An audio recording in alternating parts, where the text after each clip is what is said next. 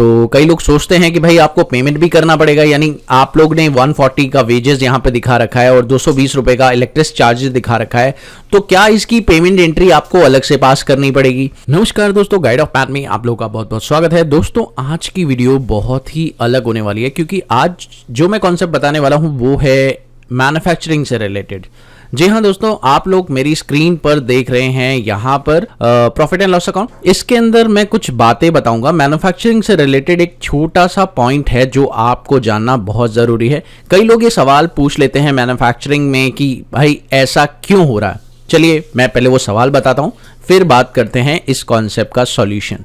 Okay, तो सवाल ये है कि जब आप मैन्युफैक्चरिंग का काम कर रहे होते हैं तो मैन्युफैक्चरिंग एंट्री कुछ इस प्रकार होती है। आपको पता ही होगा अगर आपने मैन्युफैक्चरिंग एंट्री कभी करी है, और मैन्युफैक्चरिंग से रिलेटेड जब भी एंट्रीज पास करते हैं तो कुछ इस तरह की एंट्रीज आप लोगों की होती है। ओके, अब अगर आपको मैन्युफैक्चरिंग प्रोसेस नहीं आता है तो आप लोग ये वीडियो जाकर वॉच कर सकते हैं, इसमें आपको मैन्युफैक्चरिंग का कंप्लीट प्रोसेस समझ में आ जाएगा। अब दोस्तों देखिए, बात सिंपल सी ये है कि जब आप मैन्युफैक्चरिंग करते हैं तो आप लोग ये बताते हैं कि कितनी क्वांटिटी मैन्युफैक्चर्ड आप कर रहे हैं, साथ ही जो रॉ मटेरियल आपके मैन्युफैक्चरिंग में लगने वाले हैं वो ठीक है, और साथ ही कोई एडिशनल चार्ज भी आपको लगाना है तो वो आप यहां पे लगा सकते हैं। लेकिन सवाल यहां पर यह है कि अगर ये एडिशनल चार्ज आप लोगों को यहां पे लगाने हैं तो क्या इन्हें आपको पे भी करना पड़ेगा? तो अब और अगर पे करना नहीं है तो क्या इनका इंपैक्ट आपके पीएनएल पर दिखाई देगा? तो कैसे दिखाई देगा? तो कई लोग सोचते हैं कि भाई आपको पेमेंट भी करना पड़ेगा, यानी आप लोग ने 140 का वेजेस यहां पे दिखा रखा है और 220 रुपए का इलेक्ट्रिसिटी चार्जेस दिखा रखा है, तो क्या इसकी पेमेंट एंट्री आपको अलग से पास करनी पड़ेगी या इसका कोई इंपैक्ट ऑटोमेटिकली आपके पीएनएल में दिखाई देगा? तो चलिए एक बार देखते हैं कि क्या हो रहा है इसका इंपैक्ट। तो अगर मैं आपको इसका पीएनएल दिखाऊं तो लेट्स सी, आप पीएनएल में देखिए ध्यान से दोस्तों, यहां पर इलेक्ट्रिसिटी चार्जेस और वेजेस का जो लेजर है वो तो दिखाई दे रहा है, लेकिन उसके अंदर कोई अमाउंट नहीं दिख रहा है। तो अब सवाल ये उठता है कि जो आप लोगों ने एक्सपेंसेस किया मैन्युफैक्चरिंग के टाइम पर, वो एक्सपेंसेस कहां गए? अब यही है क्वेश्चन। तो इसका जवाब क्या है, चलिए ये जानने की कोशिश करते हैं, और बहुत ही सिंपल तरीके से इसका जवाब मैं आपको दूंगा और आपको समझ में आ जाएगा कि ऐसा क्यों हुआ। लेट्स सी, आप दोस्तों यहां पर देखिए, मैंने एक छोटा सा एग्जांपल यहां पे दे रखा है आप लोग को, और इसमें मैंने वही एग्जांपल लिया है जो मेरे पास यहां पर मैन्युफैक्चरिंग का केस था। आप देख सकते हैं यहां पर जो टोटल कॉस्ट आ रही है मेरी वो 14,000 रुपीज आ रही है मटेरियल की कॉस्ट। ओके, उसके साथ साथ अगर मैं बात करूं तो मेरा वेजेस और इलेक्ट्रिसिटी चार्ज दोनों मिलाकर 360 रुपए आ रहा है, जिसमें वेजेस जो है 140 है और इलेक्ट्रिसिटी चार्ज 220 रुपए है। ओके, तो ये दोनों एक्सपेंसेस मैंने यहां लिख दिए हैं और साथ ही इसका टोटल यहां पर कर दिया है। ओके, उसके साथ साथ आपको पता चल चुका है कि यहां पर जो मैन्युफैक्चरिंग क्वांटिटी है वो आपकी 50 पीसेस है। ओके, तो अब करना क्या है दोस्तों, अगर आप देखें तो यहां पर 287.2 आंसर आ रहा है। अब ये क्यों आया, कैसे आया, ये है क्या, चलिए मैं आपको बताता हूं। दोस्तों हमें पता करना होगा कि एक मटेरियल की कॉस्ट क्या है। तो आपको पता है सिंपल, एक मटेरियल की कॉस्ट पता करने के लिए जो भी आपने खर्चा किया था उस खर्चे को अगर आप 50 से डिवाइड कर देंगे तो आप लोगों की एक मटेरियल की कॉस्ट पता चल जाएगी। ठीक है, और यहां पर अगर आप देखें तो यहां पर मैंने उस खर्चे को ऐड नहीं किया है, और यहां पर डायरेक्टली मैंने क्या किया है, 14,000 का अमाउंट यहां लिख दिया है, साथ ही इसे डिवाइड कर दिया है 50 क्वांटिटी से। तो अब देखिए यहां पर क्या हुआ है, तो दोनों में फर्क देख रहे हैं आप लोग ने एक फर्क देखा कि यहां पर 7 रुपए 20 पैसे का जो डिफरेंस है वो दिखाई दे रहा है। अब ये क्यों आ रहा है मैं आपको बता देता हूं। जो भी एडिशनल एक्सपेंस हम मैन्युफैक्चरिंग के टाइम पर करते हैं वो सारा का सारा एडिशनल एक्सपेंस आपकी कॉस्ट में जुड़ जाता है और कॉस्ट के ऊपर उसका इंपैक्ट पड़ता है। हम ऐसा इसलिए करते हैं क्योंकि मैन्युफैक्चरिंग से रिलेटेड जो भी खर्चे होते हैं वो सारे के सारे मटेरियल की कॉस्ट का पार्ट बन जाते हैं at the time of manufacturing. लेकिन अगर ये खर्चा आपने अलग से किया होता तो आप लोगों को ये इसमें ऐड करने की जरूरत नहीं पड़ती।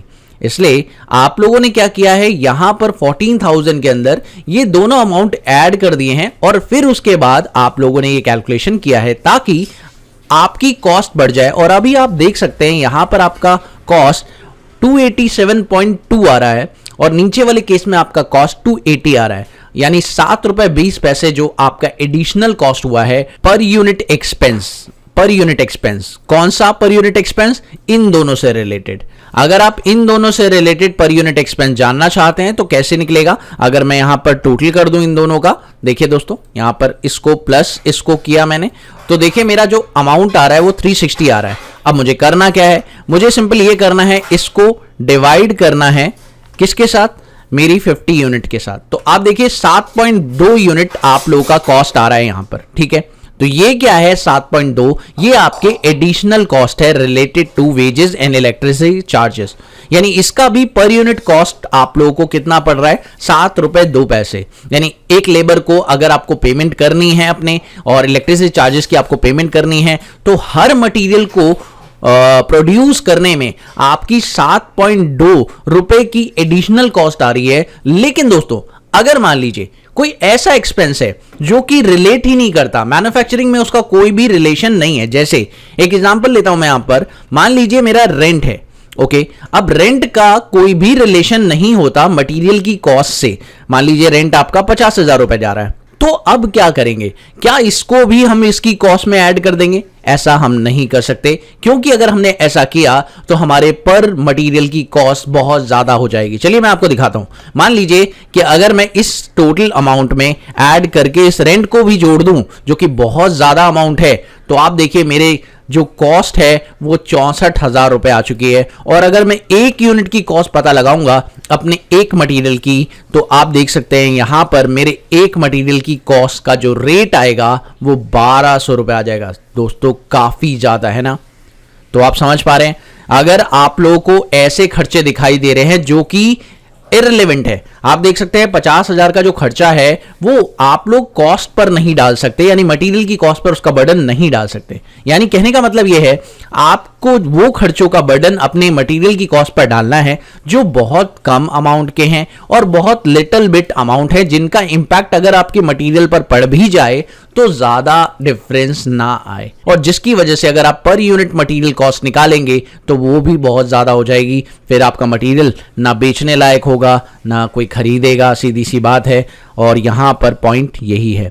तो अब आप समझ चुके होंगे कि मैंने क्यों इन दोनों मटेरियल का कॉस्ट का बर्डन इस पे डाला है, क्योंकि ये बहुत लिटिल बिट अमाउंट है और इसका जो अमाउंट है ये सहन कर सकता है आपकी क्वांटिटी ऑफ मटेरियल। यानी एक मटेरियल की क्वांटिटी अगर 7 रुपए ज्यादा भी हो जाती है तो इससे कोई फर्क नहीं पड़ेगा। लेकिन अगर ऐसे खर्चों को आप ऐड करना शुरू कर दें अपने मटेरियल की कॉस्ट में, जो कि आप करते तो हैं लेकिन फिक्स्ड नेचर के खर्चे हैं और हर महीने होते ही होते हैं, जिनका आप लोगों का मटेरियल बनाने में कोई भी योगदान नहीं होता। मेनली आपको यह समझना होगा कि जो भी खर्चे आप कर रहे हैं उनका मटेरियल बनाने में कोई ना कोई योगदान होना चाहिए। जैसे कि रेंट का कोई योगदान नहीं होता मटेरियल की मैन्युफैक्चरिंग में, तो भाई सीधी सी बात है इसका बर्डन भी आप लोग अपनी टोटल कॉस्ट पे नहीं डालेंगे। अदरवाइज आपका जो एक्सपेंस है, जो पर यूनिट कॉस्ट है, वो बहुत ज्यादा हो जाएगा। तो मुझे उम्मीद है कि आप लोग को यह बात बहुत अच्छे तरीके से समझ में आ चुकी होगी। अगर आप लोग को यह वीडियो काफी अच्छी लगी हो तो प्लीज इसे जरूर शेयर करें और इस इंटरेस्टिंग इंफॉर्मेशन के लिए एक लाइक जरूर कर दें। मिलते हैं अगली वीडियो में एक और नई कंटेंट के साथ, तब तक के लिए देखते रहिए, सीखते रहिए गाइड ऑफ मैथ।